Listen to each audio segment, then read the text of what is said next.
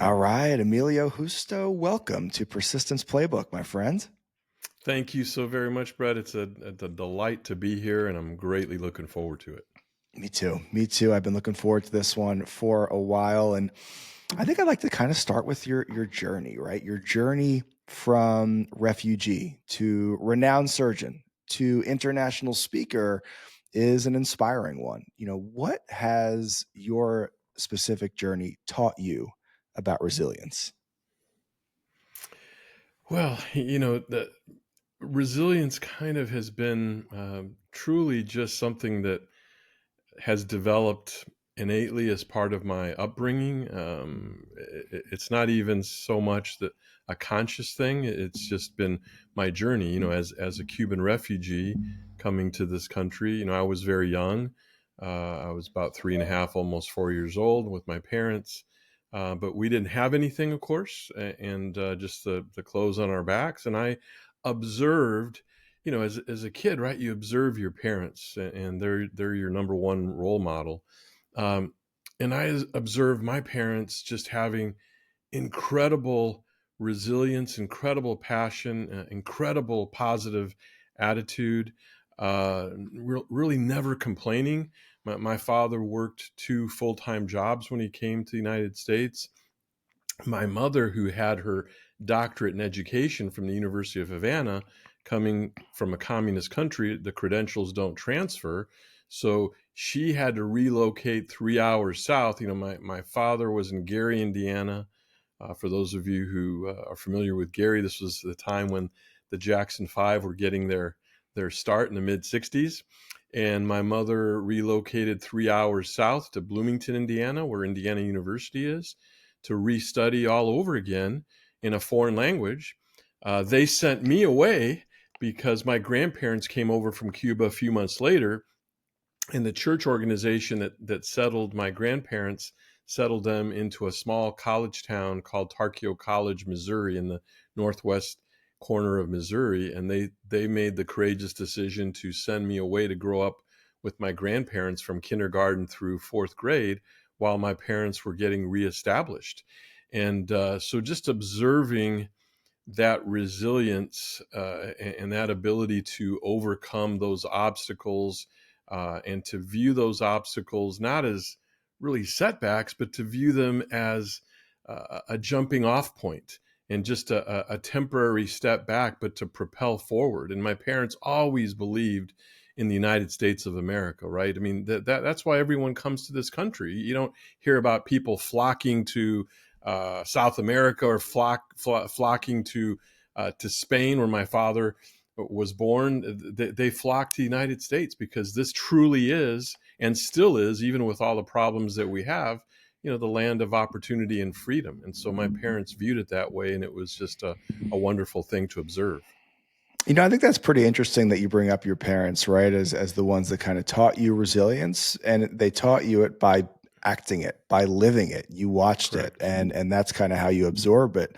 And I think when I ask a lot of people on the show who have lived incredible lives, done incredible things, like how are they so impactful? How do they have so much grit and so much resilience and persistence? And a lot of them do speak towards one or two parents or someone in their life so that they can kind of model their grit and their resilience after. So I'm curious what you would say to someone who maybe didn't have that. They had good parents, loving parents, they had a nice upbringing, but maybe they didn't have that parent that was like, resilience or full of grit, like a beacon of grit that they could model themselves after. Do you think that resilience, that grit, persistence is a quality that we can learn later in life? Or is it really kind of something that we have to learn from someone firsthand early on? Well, certainly it's in a sense perhaps easier, and I don't know. That's the way I learned it, but if you have somebody to model it from, but I definitively 100% believe that anyone can learn it. And what's the best education to learn anything? It's kind of what they call the school of hard knocks, right? When you're faced with challenges and struggles, and let's say you hit rock bottom, that's what ultimately, in most cases, for people who do become successful, that's what's going to propel them forward because then it's kind of a do or die situation. You've got to make changes in your life. You've got to then define what are the goals that I'm trying to achieve. You got to write down those goals. You've got to act on those goals. You've got to measure and celebrate every small win along the way. So I think it can be learned. I was, in a sense, as crazy as it sounds, blessed to have incredible parents who, I wish I had them today. My father deceased quite a long time ago, back in 1995, and my mother, for the last 10 years, has severe dementia. So I don't have them to lean on, and I'm an only child, right? Which is okay. I mean, I enjoyed Totally my okay. only my I'm an own. only child too. It's all right, Emilio. We're Yeah, okay. yeah, yeah. I mean, there's lots of great things about being an only child, but the one negative is that you don't have that person to lean on. Now, again, I'm fortunate and blessed that I do have a wife who adores me, and I adore her, and she's really my rock, who's helped me through my struggles, even as a professional. Right? I mean, we all, at least I think we all, I know in my case I do. We all continue to have our struggles and challenges, and even in my professional journey, with all my so-called accolades and successes, I've had my downs, and I made some darn stupid ass mistakes that have cost me dearly.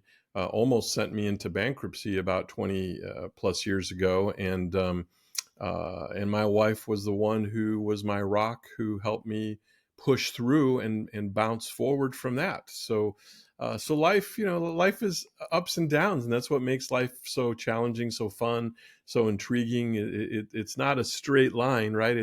It's like a roller coaster, and one just hopes that you're on the upswing more than you're on the downswing. Um, but yeah, but going back to your original question, I definitively feel that resilience is something that we can all build upon. We can all resonate with, and we can all develop regardless of your parental upbringing. I'm in agreement with that. I do think, kind of like you said, it can be beneficial maybe to have someone in your life that you can model that quality after early on. It's almost like playing an instrument, right? Maybe a little easier to to pick up saxophone if you start in third grade as opposed to when you're 38. But you could still learn saxophone. You can still learn to play that resilience instrument. And honestly, like for myself, it's been a skill I've had to really teach myself and study over the course of the last 20 years. I wasn't necessarily raised with someone that really showed me how to be gritty, how to be resilient. I had a very loving mother, and she certainly instilled a lot of self-belief in me. She didn't necessarily instill work ethic in me. I was an only child that was kind of spoiled from day one and given everything and didn't have to work for much my entire life, which is great in the moment. But then you get to your mid 20s and you're like, holy cow, I don't know how to work for anything. I've been given everything my Yeah, entire life. And yeah, and that is has been a quality that I've had to teach myself over the past 10, 20 years. It's honestly a big reason I started this podcast, was to speak to people like you and get to the root of how they are so resilient in their lives. yeah. That's a great point, Brett. And like, for example, as I reflect back on my life, um, as an only child, my parents wanted to give me everything that they could, and they did. Certainly, they gave me tons of love and nurturing, no doubt. They gave me whatever material things they could, but really, those material things were mainly they wanted me dressed well in school. That they were able to provide, starting in seventh grade. They were able to provide for me to go to a parochial junior high and parochial high school, which for them was a big stretch to pay those tuition bills. So it was basically giving me education. They were firm believers in education, even though it's interesting. My mother, as I mentioned, was an educated woman. My father, uh, you know, barely finished high school and served in the military in Spain, and then after the Spanish Civil War moved to Cuba, where he met my mother, and then that's where I was born.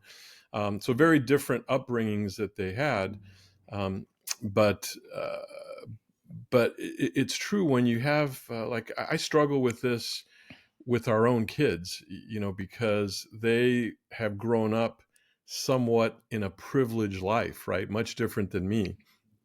And and my wife grew up very, I would say, blue collar, in a sense. So she understands the dilemma as well, that we're trying to teach our children.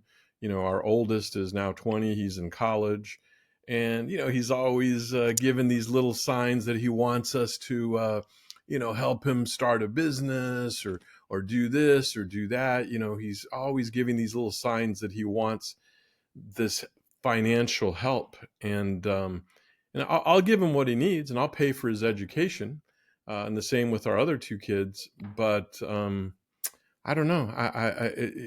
I'm torn, because you love your kids, but you really need for them to have that burning desire that they have to achieve. If you just hand them everything, I don't think that they learn the way of the world, and they learn to succeed on their own. And I would hate to see them. It's almost like the analogy of somebody who wins the lottery, right? They win the lottery, they have all this money, and 80+% of them within 3 or 5 years, I don't know what the statistics are broke, are bankrupt, For because they sure. don't know how to manage their life and manage their money. And the same would be with kids. I mean, I know darn well that, as bright as my 20-year-old is, he is so naive in so many ways and doesn't know the first thing, nor should he. He's only 20. I mean, how many 20-year-olds really know that much about the business world and the world at large? So I'm holding back. I'm kind of playing hardball, that no, you got to make it on your own. I'm not just going to hand over what I've created to you. That's not the way it works. You've got to create your own life. It sounds like you've got the right approach there. Otherwise he's going to have to start a podcast like me when he's 36 on persistence and try and figure this shit out on his own. So, but I do agree with a lot of what you said there, and also your parents would be very proud of you. I know you said that they made an effort to make sure you were a sharp dresser, and you're definitely still a sharp dresser today. You got a great blazer on right there, and I especially love the red blazer that you wore in your second keynote, yeah, TEDx talk. When I watched that for the first time, I was like, you know what? It takes a confident man to wear a red blazer on stage. I like that. Thank you, thank you. I appreciate that. Yeah, I mean, I have always enjoyed dressing. I don't know what it is. It's just one thing that I've enjoyed, haven't shied away from, and it doesn't matter to me what the world thinks. They can like it or hate it. I'm I my love own. it. I'm my own person. I love it. I love it. So I do want to delve into those TEDx talks. They both got millions of views. They've resonated with people, across the world. And one of those is on, delayed gratification, right? And it talks about how it's so pivotal to your overall success. And I guess just how can people develop this skill of delayed gratification in a world that is more focused than ever on instant rewards? Yeah, wow. I mean, that's the $1 million question, right? Because it's a lot easier said than done. Again, in my own experience, in my own journey, delayed gratification wasn't by my own choosing. It was the fact that was my life. And then I reflected back, when before delivering that first TEDx talk, and I reflected and thought, what are some of the main principles that have guided my life and allowed me to be what others might consider quote unquote successful. And delayed gratification was one of them. The other two were self-discipline and resilience or perseverance. But to your question, delayed gratification, which in my world, I define it as resisting the temptation for those immediate rewards in favor of a later, often greater reward, which I firmly believe that later, often greater reward is exponentially better than that instant reward. But in today's life, I mean, you and I have grown up in slightly different generations. I mean, you've grown up now where, you have all the social media and the computers and cell phones and things like that. I grew up when none of that existed, believe it or not. I mean, it's hard to imagine For an sure. era when we didn't have computers and cell phones, but It's that's wild. when I grew up.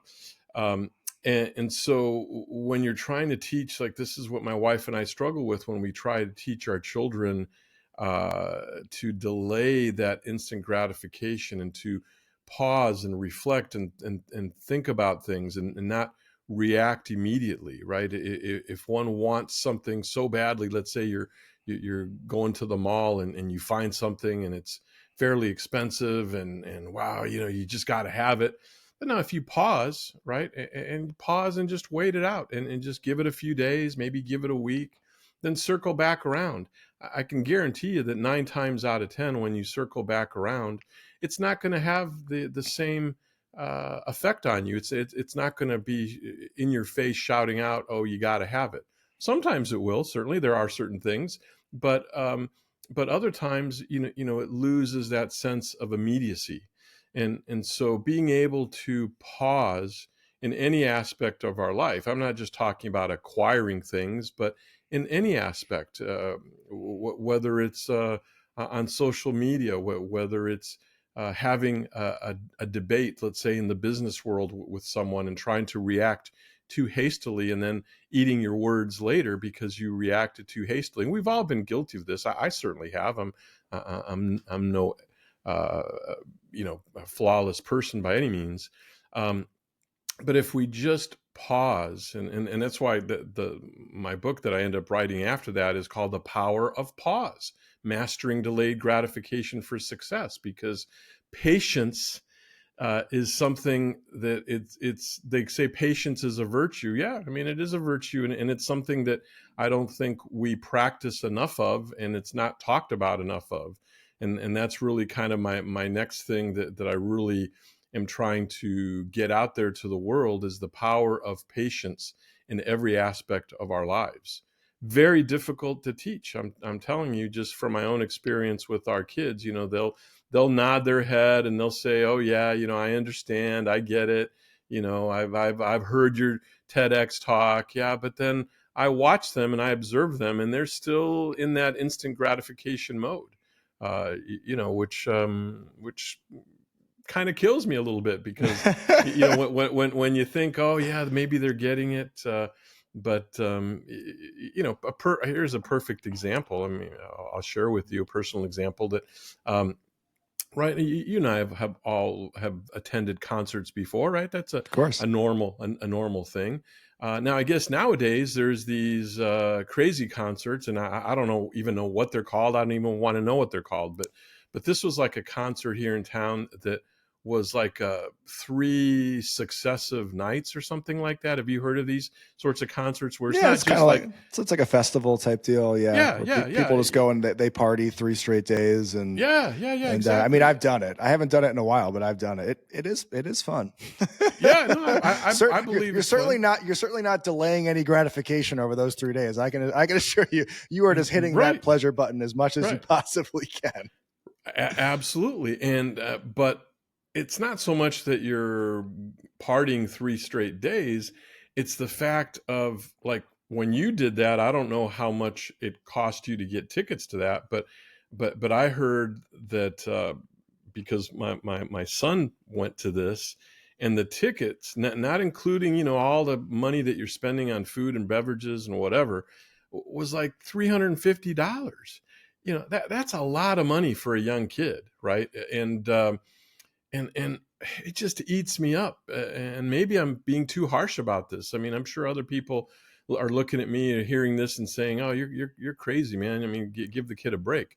But I mean, that's a lot of money when you don't have the money and you're working on your breaks just to earn some money, bussing tables at a restaurant or serving people food, and that's eating up a lot of the money that you're trying to save for something better, for an apartment, for a car, for what have you. I mean, think about it. So I don't know. I just didn't grow up that way. I mean, I went to my first concert as a senior in high school, and it was a big deal. And I didn't have money. I wasn't working. My parents paid for it. And I don't remember how much it cost. This was 1979.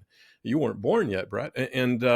and it was great. It was in downtown Chicago. It was the Bee Gees. I thought, wow, man, Cool. this is this was great. This was great. That was a big boy thing, but that was like a 2.5 hour concert, and it was one and done, and that's it. And I wasn't spending, that kind of money. So I don't know. I No, digress. Sorry to get out in the weeds, but it just no, it no just worries. kind of eats me up because it's too much instant. I mean, trust me, when I talk about delayed gratification, in no way, shape, or form am I trying to imply that instant gratification should be abandoned at all costs. No Right. You way. still have No, to enjoy your life once in a yeah, you while, and still you still have to have to enjoy, and have some instant pleasure. gratification, yes, is part of life. No doubt. I'm not trying to nix instant gratification. I'm simply trying to put it in perspective. And to put it in perspective, one has to make those difficult decisions based upon each person, where they are in their life, what part of their career, how old they are, what financial backing they have. Um, you got to make those difficult choices, and I think when one makes that kind of choice, as I'm giving you the example, to me, I don't think the neurons are connecting properly, because you For should be sure. thinking about the bigger picture. You can always go to that concert in 2 or 3 years, assuming that you have more money, et cetera. So Well, that's that's where just the me. power of the pause comes in, right? Is when you're thinking about making some type of financial decision, take that moment, step back, and think to yourself, does this align with my long-term financial goal? Or Absolutely. maybe it's 9 p.m. and you're considering going to the fridge to make a peanut butter and jelly sandwich, but you know you should probably be done eating for the day. Take a step back and think about, does this align with my goal of losing 5 pounds in the next 2 months? And I think just kind of stepping back and thinking about what your goal is within that area of life over the next few months or few years, and then asking yourself, does this decision align with that goal? Just that little bit of space that you've kind of created there between the stimulus and the action can make all the difference on if you actually act on that temptation or not. Absolutely. I mean, you summarized it beautifully. So in your talk on delayed gratification, you kind of broke it down into 3 steps, right? And it's, you got to know what your goal is, because if you don't know what your goal is, then you're really going to have nothing to lean on in those moments of temptation. There's going to be no actual reason to not hit the pleasure button, because there's nothing that you're really striving for. So you got to know what your goal is, whether it's, 6-pack abs or a house on the beach or a Lamborghini or worldwide impact, whatever it is. You got to know what that goal is so you can lean Right. on that in that moment of temptation. And then number 2, you said you have to have a plan. You've got to have a detailed plan that you're working on towards that goal.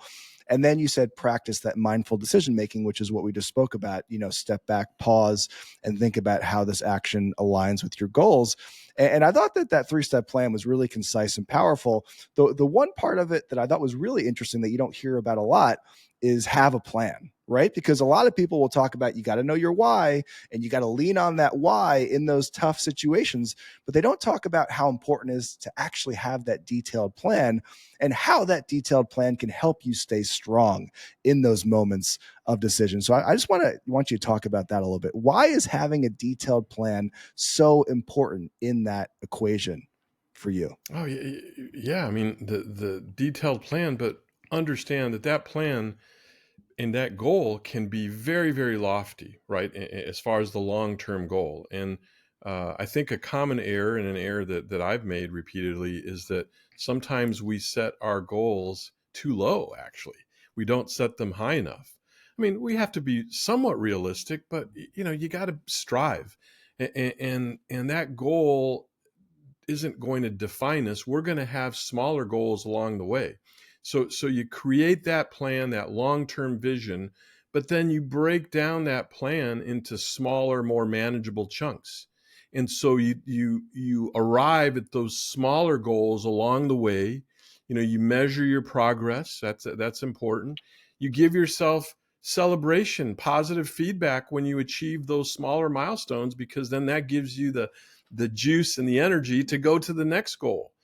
But so that long-term goal that's the journey. The beauty of this is that it's really like a never ending journey. I mean, truly, do we ever really reach that long term goal? I mean, I would almost argue that if we think that we have reached that long term goal, then it's because we didn't really set the goal high enough, right? Yeah. If you're setting, very small goals, so yeah, then you say, oh, I reached it. Oh, that wasn't so bad, No, it's because you didn't set the goal high enough, because that goal should be so high that it's a never ending journey.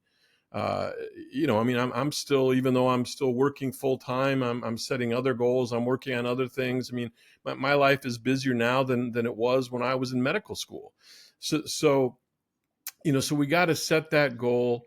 We have to break it down into those small chunks. We have to measure ourselves, celebrate the small wins, um, and I think that truly is key. Like you said, it's paramount.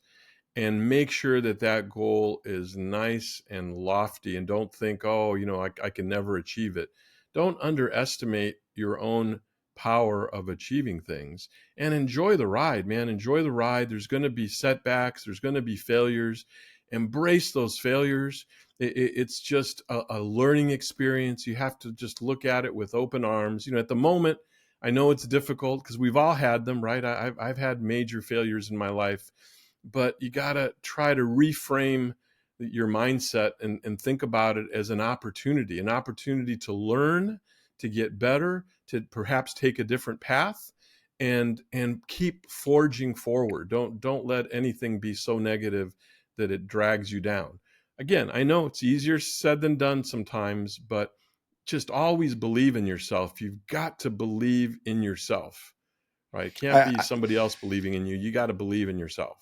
completely agree. And I do, also agree that people, for the most part, do set their goals a little bit too low, and they wonder why they're not inspired to take action because the goal is not inspiring to you. And I think that if you set some enormous goal, let's say it's to be the most impactful speaker on the planet one day, it doesn't necessarily mean you have to achieve that. Maybe you do, maybe you don't. But if you've got that goal and you're taking steps towards it every single day, your life is just going to be so much more meaningful. It's going to be just a much more exciting adventure to live, and you're going to make a larger impact by going for a large goal like that. And I think people fall in the trap of attaching their happiness to attaining that goal, and I don't think that's really where we should be. Have the goal.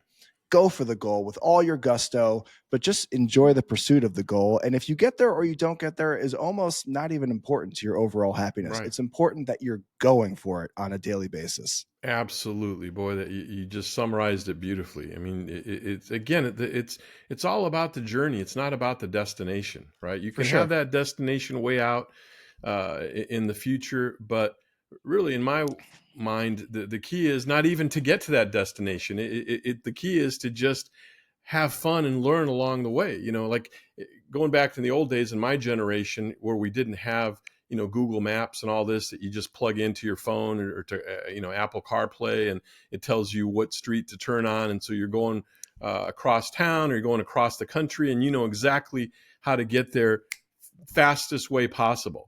In For my sure. day, we had what was called AAA, which still exists, but they had these triptychs.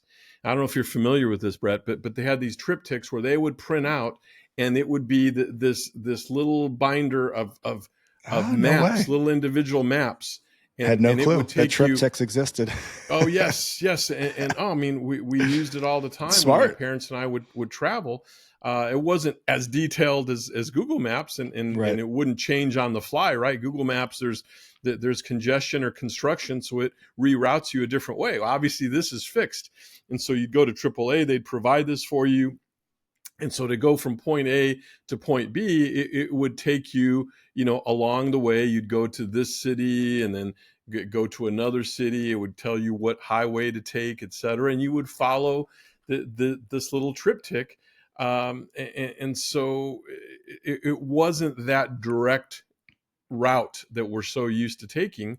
And so in a way, it's kind of almost better because as you're segueing and not going direct A to B, you're kind of going and making these small detours. in life, as we're making those detours are what's going to inspire us, and it's going to teach us things, and we're going to learn new things. We're going to have new experiences. Sometimes taking that short route from A to B is really not the best because it's just too short. We don't have a chance to learn along the way. And just kind of tying this back to delayed gratification, I just think it's a really just genius, 1, 2, 3 plan that you kind of laid out there in the talk. And I think just the power of having a plan is going to give you so much more strength in that moment of temptation. Like if you're thinking about going in the fridge to get that donut and your goal is to lose 10 pounds, but you've got no plan to get there, then you're just going to say, screw it, I'm going to eat the donut because I don't know how the hell I'm going to lose 10 pounds. But if you've got a plan that I'm going to count calories and I'm aiming for 2,000 calories a day and I'm going to lose a pound a week over the next 10 weeks and I'm going to work out 3 times a week and this is how I'm actually going to accomplish that goal. If you've got that plan in the back of your minds, you're going to have so much more strength in that moment of temptation to actually say no to that donut. Right, right. No, absolutely. You got to have a plan in anything in life, um, and again, make that plan short term enough where you can achieve those incremental goals and be able to celebrate those small wins, right? It's important to be able to celebrate it so that you get that positive feedback and that motivation to then go to the next small goal. Because otherwise, if you're just looking at that long-term goal, which could take a year, 5 years, 10 years, 20 years, a lifetime, it can be deflating, right? Because it's such a big goal, which is a good thing, but it's such a big goal if you don't have the interim steps and the interim plan, as you mentioned, to get there, then you'll easily just fizzle out, and you'll think of it as a downer. And I've so heard you we talk about the importance of celebrating small wins a few times now. So I do want to touch on that. And I do think there are a few things in this world that motivate human beings more than actually taking a look back at the successes that we just had. But I think so few of us do, especially entrepreneurs and people that are trying to do big things. We're always focused on that goal. And we very rarely look back at the things that we've done on the way to that goal. And I do think that's how burnout happens most of the time. So I'm just kind of curious, what does your process for celebrating small wins look like? Do you try and sit down every week and look at some of the things you accomplished? Like, what does that process look like for you? to be quite frank about it, the process for me is, being, again, as you are, an only child, and even though I have my family, and sometimes I'll sit and chat with my wife, but really I'm a bit of a loner, and so I have this dichotomy where I like my own time and my own self reflection, uh, and I really don't need people around me. I'm perfectly content just being by myself all day and just thinking, working on things, thinking things through in my mind. Um, so to me, the celebrations aren't these big celebrations. Oh, I'm going to have a party. I'm going to go to dinner or things like that. I mean, I just kind of ponder and I think to myself, okay, that was pretty cool. I mean, I'm proud of that. And you're absolutely correct in what you just stated, because I've sometimes fallen into this trap myself where I don't think back at those victories, let's call it. Like, for example, in your introduction, you talked about the TEDx talks and the millions of views, and I will readily admit that when I first did my first TEDx, and I was seeing those views just exponentially all of a sudden start going up, I mean, it was a source of tremendous excitement. And even at work, we would all, I'd be in surgery in the operating room, and in between cases, I would have the circulating nurse go to YouTube and see, okay, has it changed in the last, 3 or 4 hours? And it would be like this running joke.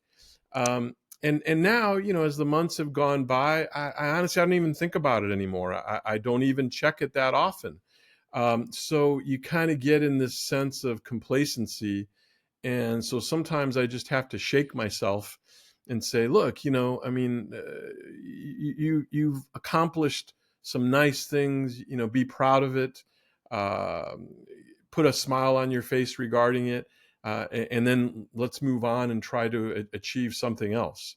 So it's very easy to just get lulled in to this sense of not celebrating what you've achieved in your own life. I mean, I have so many things to be grateful for in my life, both personally and professionally, and family wise. And yet, even I sometimes get lulled into the sense of maybe not appreciating it as much as I should until I wake up and tell myself, "Gosh, why am I being a downer to myself when I have so much wonderful things around me, and my sense of gratitude should be over the top." And I'm a big believer in gratitude, but believe me, gratitude and humility are two very big words in my vocabulary that I'm a firm believer in. And so one has to be grateful for the small wins. One has to also be grateful, as I mentioned earlier, for the failures in our life, right? I've had some major failures in my life, and if one were to ask me, "Hey, if you had your life to live over, what would you change?" And I tell people, honestly, I wouldn't change a thing. I mean, I would go through the trials and tribulations. I would have the same medical crisis I had as a freshman in high school that left me scarred, my face scarred forever. It's okay. I'm at peace with it. I would have the failures that I've had professionally, where I almost went bankrupt, through where I actually went away from my ideology of delayed gratification. I actually got sucked in to the instant gratification mindset, which set me on a deep dive south that almost ruined my career. But it's those negative things, it's those failures that ultimately made me become resilient and push forward and got me to where I am today. So had I not had those massive failures in my life, who knows where I'd be today? I'm sure I wouldn't be sitting here talking to you. So life is a blessing. We got to take the good with the bad with the good, and just get over it, and don't shed any tears, and be grateful, be humble, and move on with our life. And I think it's funny, kind of like you said, as an only child, you're just very comfortable just spending time with yourself and your own thoughts. And I can certainly relate to that. And I think a lot of people probably struggle to relate to that. I think probably more than ever, we are rarely alone with our own thoughts. We're always with people, or we're on our phone and we're scrolling and we're with those people. Like, very rarely are we honestly ever just kind of contemplating our day and the good things that we've done, the mistakes we made, and how we can learn from them. And I think that just, making that a daily practice, maybe it's with your morning coffee, maybe it's before you go to bed, and just kind of reflecting on, okay, you know what? I recorded a podcast today, with an incredible guest. Like, that was pretty cool, or you know what, I kind of screwed that thing up today. That's all right. What can I learn from it? And just putting a practice of daily reflection in your day, whether it's the beginning, the middle, or the end, I think is something so few people do right now, that could ultimately be very beneficial for everybody. Absolutely. I couldn't agree with you more, because right now I think we're all somewhat wired, due to our culture, for that dopamine rush of instant everything, not just instant gratification, but we've got to be doing something all the time, got to be doing the next thing, the next task, and there's no downtime, no time to just ponder and self-reflect. And I think that's important. We have to kind of slow down that clock inside of us that is telling us that, oh, we got to keep going, keep going, keep going. Yeah, no, we slow down, think about I things, pause, reflect. I mean, enjoy the moment.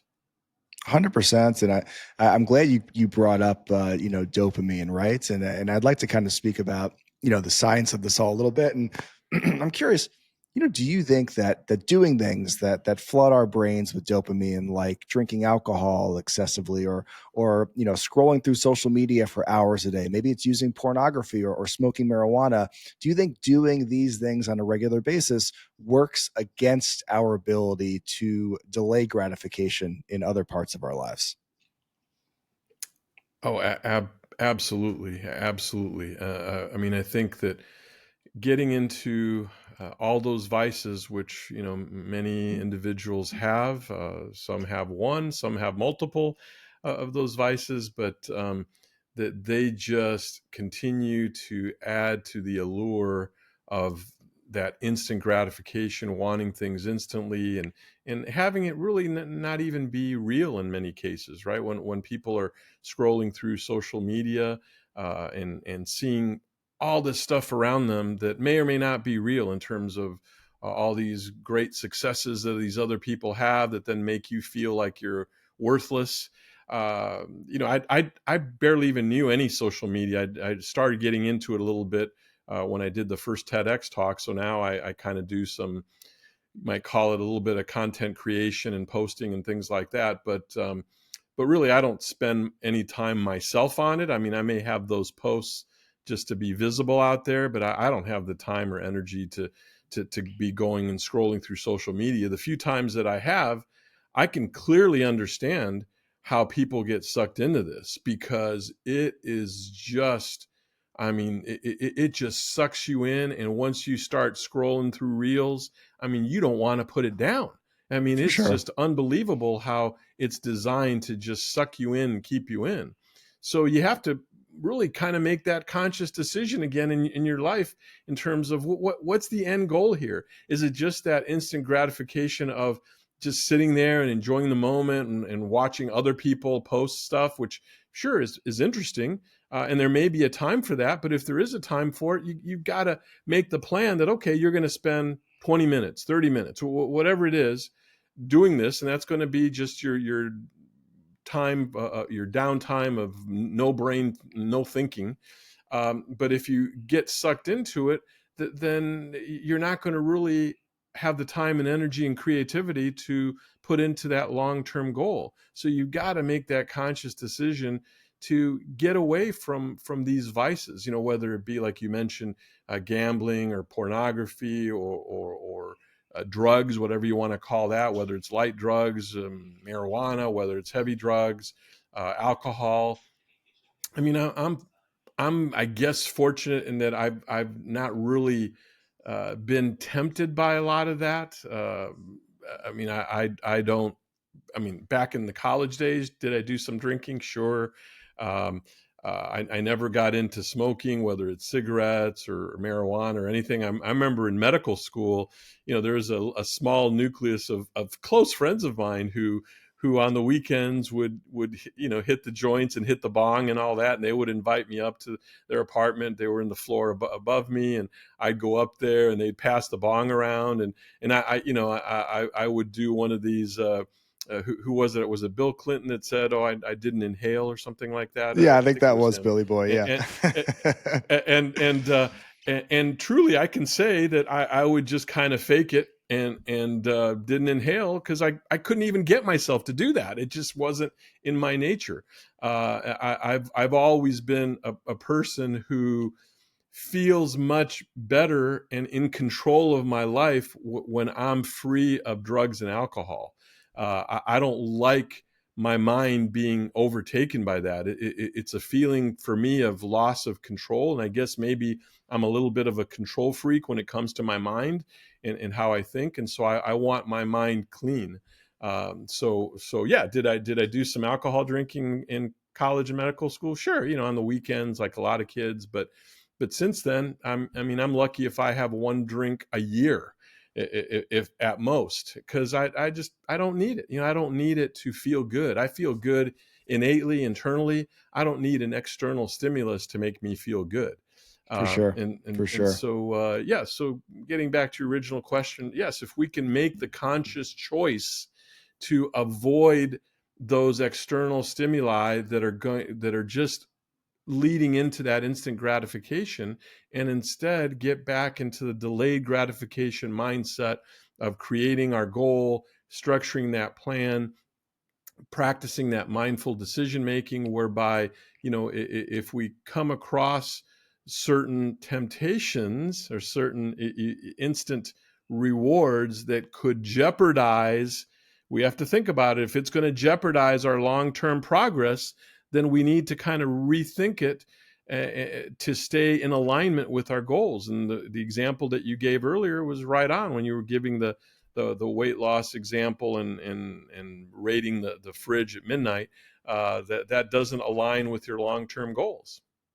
And I completely agree with you. I do think that if we're constantly pressing that pleasure button and we're flooding our brains with dopamine, whether it be with pornography or daily drinking or smoking marijuana or mindlessly scrolling through TikTok, if we're constantly hitting that pleasure button and we're saturating our brain with dopamine in those ways, we're just not going to be likely to pursue that business or go work out or go have dinner with friends, because these are all things that also release dopamine, but they release it in lower quantities than you're getting from the marijuana, than you're getting from the booze. So we're just not likely to go out there and take the action necessary to better ourselves if we're consistently getting our dopamine fix over here on the side with TikTok, pornography, alcohol, and marijuana. And as someone who did smoke a fair amount of marijuana in my childhood into my 20s, I can absolutely tell you that it takes away your edge. It takes away your ability to get up early and go after a goal. It deregulates your dopamine release in a way that just makes you, in my eyes, a less valuable and a less effective human being. I firmly believe that. And not having experienced marijuana myself, which I can tell you honestly, but I firmly believe that, and I don't think it just applies to marijuana. It applies to any drug that you might use, and certainly alcohol. Right? Alcohol is a big depressant, so it probably affects the dopamine regulation. I don't know if alcohol itself actually increases dopamine. It's alcohol is such a depressant that central nervous system depressant that it's just there's nothing good to come out of it. I mean, I'm not opposed to people who drink. Don't get me wrong. So I'm not some uh, evangelical that's saying, "Oh, you can't drink." No, no. I mean, it's okay to have a social drink or what have you. But if that's your constant daily routine, that's what gives you pleasure, and you have to unwind. Okay, well, maybe, but it's not part of my life. I don't think that serves any benefit. I'm with you there as well. And before we wrap up here in a few minutes, I also want to touch on your talk on how we can kind of leverage obsessive focus to our advantage, right? A lot of people think of the word obsession with a negative connotation, but you kind of spin it on its back and gave us a little bit of a different definition there. And I guess to start off, do you think that all great things in history have been done with the use of an obsessive focus on that goal? Oh yeah, I mean, I think by definition, right? So again, just to backtrack, when I talk about obsession, that was my second TEDx, unleashing the drive within, the obsession advantage to unprecedented success. That was the title, and basically, it's defining the positive connotation of obsession, not the negative psychiatric or psychological obsession that we think of, like in OCD, obsessive compulsive disorder. No, no, that this is aligning passion with purpose, right? It's the two P's, aligning your passion with your purpose. And so in anything in life, if we're going to achieve, and again, going down this delayed gratification and setting our goals and all the things we've talked about previously, but we have to have, in my opinion, we have to have that obsessive drive, that purpose, that motivation that nothing is going to stop us. And so yeah, I think all great things in life, all individuals who have achieved incredible things in this world have achieved it because they've been obsessed with what they set out to do, right? You look at the people who are in the billionaires who are in the news media, your Jeff Bezos and your Elon Musks, et cetera. I mean, they had it very rough at the beginning. Look at Amazon in the early days when it was losing tons and tons of money, but Jeff Bezos had an obsession with what his end goal was and what he wanted to create, and he stuck with it. He stuck with that passion, and look at Amazon now. And the same is true with Elon Musk and all his incredible achievements, and the list goes on and on, right? I mean, you could take any person in history and aside from maybe the isolated lottery winner who just decided to buy a lottery ticket on his way home from work at the gas station, they weren't too obsessed. Maybe they were. maybe they spent $1,000 on lottery tickets, right? But basically, other than that, I think most people who really achieve great things in this life have done it due to the positive, powerful aspect of obsession. Yeah, I mean, I certainly do agree with that, and to a big extent, I do think that building an obsessive focus on a worthwhile goal is about eliminating those distractions that are detracting from that goal, and maybe it could. I know for myself that makes me think of a game I used to play with my friends called fantasy football, and fantasy football is a very popular game across the world where you kind of bet on players on a regular basis based on how those players perform. You win or you lose your little virtual league. And, for 4 months a year, I would be so distracted and into this silly little game that my business would honestly probably play second fiddle. As embarrassing as that is to say, that's honestly the way it was for me.